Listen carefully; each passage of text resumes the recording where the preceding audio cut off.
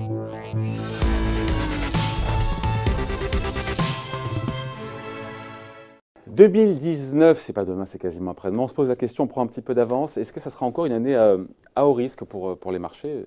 2018 était déjà tellement chahuté et compliqué. On voit ça avec Laurence Lafont. Bonjour Laurence. Bonjour David. Rédacteur en chef de la lettre d'investissement Propos Utile.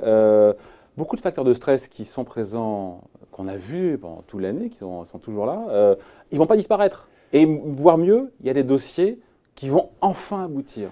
Oui, ça c'est la bonne nouvelle. D'une certaine manière, c'est qu'on va être fixé sur deux grands dossiers. Le premier, c'est le Brexit.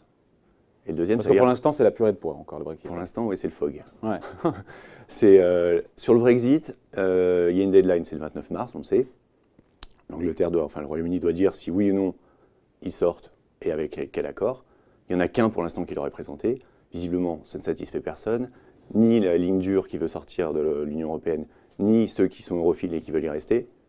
Donc, est-ce que le gouvernement va tomber? J'en sais rien. Theresa May est confrontée effectivement à une fronde.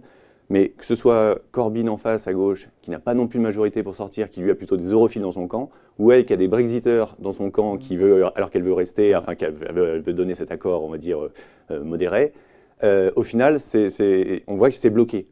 Et finalement, la solution, c'est peut-être qu'il n'y ait pas de Brexit.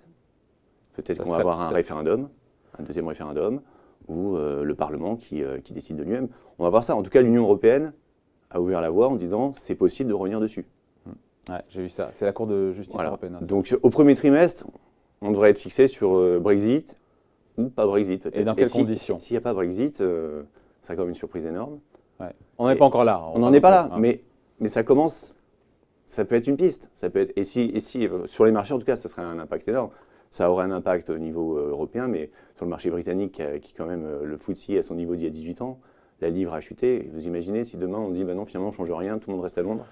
On n'en est pas encore là, mais ce qui est sûr, c'est que, voilà, ce dossier on trouvera son issue en 2019. En tout cas, on l'aura derrière nous, à un moment, même si c'est négatif, même s'il y a le Brexit qui se réalise ce sera derrière le marché, ce sera fait, ce sera acté. Pareil, on ne sait pas, mais en tout cas, niveau guerre commerciale, on devrait aussi, a priori, mais bon, ça se trouve, la trêve sera postponed, sera reportée encore. Ouais. On devrait y voir plus clair disons aussi. Il faut voir pourquoi Trump a fait cette guerre commerciale. Il l'a fait dans un objectif politique, dans son propre pays, pour parler aux électeurs américains. Donc, en disant je vous défends, je vais relocaliser les emplois. Je suis votre protecteur. Sauf qu'en 2020, il se représente et il a besoin d'arriver avec autre chose qu'une guerre. Il est difficile d'arriver aux élections, à sa réélection en disant on est toujours en guerre avec la Chine, j'ai pas trouvé de solution. Donc il va trouver probablement une issue en 2019. La Chine en a besoin aussi. On voit qu'elle est en ralentissement, qu'elle est obligée de faire de la relance monétaire, budgétaire pour tenir son cap de croissance. C'est pas tenable. Les deux parties ont intérêt à s'entendre. Voilà, 2019, c'est probablement là qu'on aura une issue sur cette guerre commerciale. Quelle que soit l'issue. Quelle que soit l'issue. Alors le chemin, effectivement, peut être fait de plein de virages. Le marché va souffrir, avoir des hauts le cœur. On se rend compte qu'à chaque nouvelle, encore, alors on s'y est pas habitué, on apprend que ça discute entre les Chinois et les Américains, le marché remonte, l'arrestation là, de la numéro 2 de Huawei, pour le coup, le marché baisse de 3%, enfin ça perturbe toujours. Disons que ça va continuer, au moins sur le premier semestre, encore à perturber les marchés en 2019, et ça va provoquer de la volatilité, mais aussi des opportunités, parce qu'on va avoir des excès dans un sens, et puis un rattrapage, comme vous le dites, il suffit qu'il y ait une nouvelle, les négociations ont avancé sur tel point. C'est vraiment l'actualité du premier trimestre et du premier semestre, ces deux points-là. Voilà. Sur les banques centrales, elles vont rester au cœur de l'actualité en 2019. On se dit que peut-être encore plus la BCE que la Fed. Ouais. La Fed aussi. La Fed, quand on regarde les dots, les estimations des membres de la Fed sur les hausses de taux à venir en 2019, on était encore sur 3-4. Mais d'après ce que nous dit Jérôme Powell, on a le sentiment que ce sera peut-être un petit peu moins. Même beaucoup moins, visiblement. On parle même de faire une pause dans le resserrement. Les banques centrales, elles avaient une voie tracée en 2018. On savait que la Fed allait suivre ses relèvements, que la BCE, elle, allait réduire ses rachats. Et arrêter son QE. Tout s'est fait comme c'était prévu, d'ailleurs. La visibilité en 2019 est beaucoup plus faible.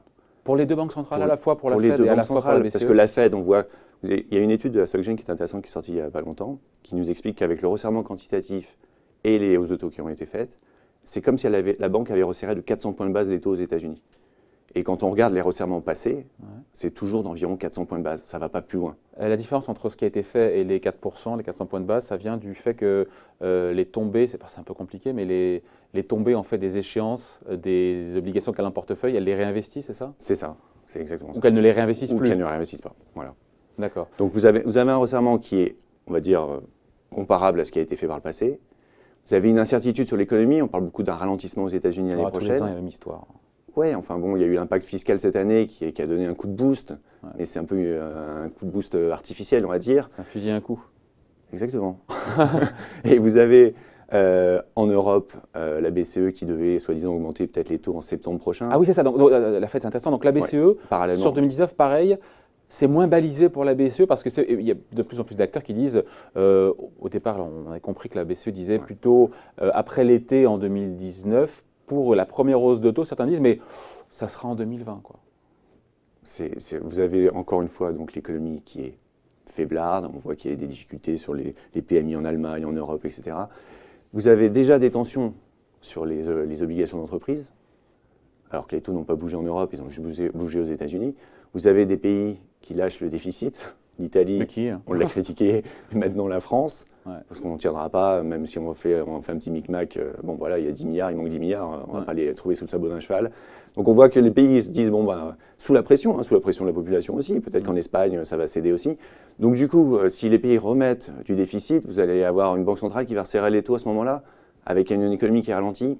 Ça paraît invraisemblable. En même temps, quand on lâche les déficits, c'est bon pour l'activité aussi. Hein.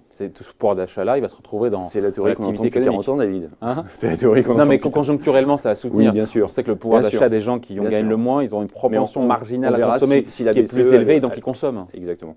On verra si la BCE a quand même le On a appris ça à l'école. Bien sûr, mais c'était de la théorie, David.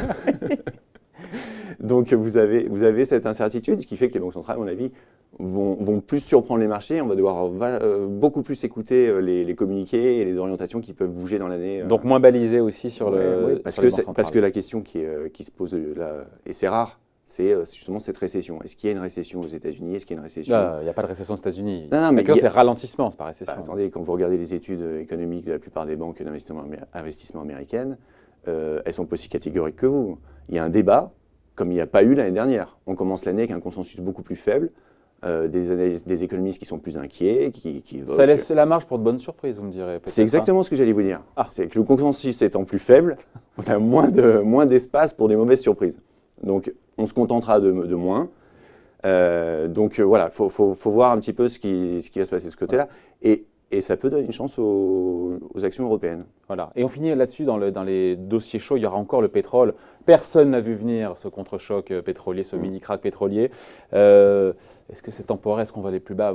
Personne ne sait, mais on reparlera du pétrole en 2019. On parlera du pétrole parce que la tendance de fond, alors il y a l'effet conjoncturel, offre-demande, l'Arabie Saoudite qui réduit ou pas. Et puis le pétrole de schiste américain, ils produisent en un an 2 millions de barils le jour. En plus, ils sont quasiment à 12 millions de barils le jour, les Américains. C'est vrai, mais c'est très volatile. Ça peut s'arrêter, repartir selon les prix du pétrole. Mais le pétrole, structurellement, il y a de moins en moins d'investissements. C'est un petit peu rebondi cette année, mais c'est très faible. Ça fait 3 ans qu'il y a du sous-investissement. Il faut trouver l'équivalent de la mer du Nord chaque année en nouveaux gisements. Ce n'est pas le cas. Et vous allez avoir, normalement, fin 2009, début 2020, une rupture de ce côté-là, sur l'équilibre offre-demande. Et comme les marchés anticipent toujours, mi-2019, on doit avoir un pétrole qui fait parler de lui, mais dans le sens de la hausse cette fois-ci. Bon voilà, donc voilà, l'année, encore une année qui ne va pas être simple, année au risque. Année à opportunité aussi, année intéressante. Voilà, on aura l'occasion d'en reparler ensemble. Merci Laurence. Laurence Safran, donc rédacteur en chef de la lettre d'investissement Propos Utile. Merci.